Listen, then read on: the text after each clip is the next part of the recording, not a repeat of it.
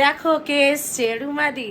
একদম যে বলেছিলাম যে লাইভে দেখাবো, কিন্তু রুমাদি এসছে। এখন বাজে তোমার 7টা, এসে হাজির হলো 7টা। এইটা হচ্ছে আমার রুমাদি, আর এই হচ্ছে রুমাদির মেয়ে।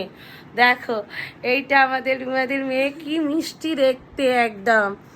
এই যে রুমাদির মেয়েও কিন্তু আমার মাধুরী শাড়ি প্যালেসের শাড়ি অনেকবার পরেছে, পিকচার দিয়েছে, দারুণ লাগতো।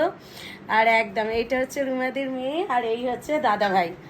এই হচ্ছে দাদা ভাই। আর দেখো রুমাদি ওই আসাম থেকে কি কি করছে, কি নিয়ে এসছে।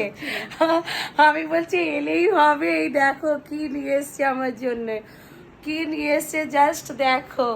ওরে বাপ রে, ওফো দেখো, খেয়ে কাজ নেই, কি কি নিয়ে এসছে। গিফট তো সবার খুব ভালো লাগে, বাট রুমাদি দেখো কি সুন্দর, কি সুন্দর আমার জন্য বলছে মিঠু তো সব সময় শাড়ি নিয়ে থাকো, শাড়ি পরো, বাট একদম একটা আসামের চাদর। আর এই যে দেখে নাও হাতে কি সুন্দর একটা গিফট আমার জন্য নিয়ে এসছে। আর আমি সত্যি কথা বলছি, আন্তরিকভাবে আমি রুমাদিকে বলছিলাম যে কিছু নয়, তুমি যে আমার কাছে এসছো মনে করে, এটাই আমার সব থেকে বড় পাওনা। যে পাওনাটা সত্যি বলছি, আজ বিগত 4 বছর রুমাদি একদম আমার পেজের লাইভের শুরুবার থেকে আছে, টোটাল 4 বছর আমার কাছে আছে।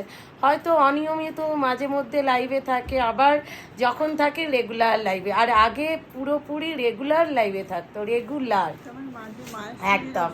আর মায়ের জন্যে লাইভ জয়েন করতে পারতো না মিডিলে, বাট রেগুলার লাইভে থাকতো। তো এটুকুই বলবো আমার রুমাদিকে। আর কি বলবো, কিছু বলার ভাষা নেই, শুধু এইটুকু বলবো যে এত দূর থেকে যে রুমাদি এসছে, আমি বা আমার সবাই পরিবারের সকলে একদম পুরো হ্যাপি। দেখো রুমাদি কি সুইট, দেখো দেখো একদম। চলো সব আবার টাটা বাই বাই সবাইকে, চলো।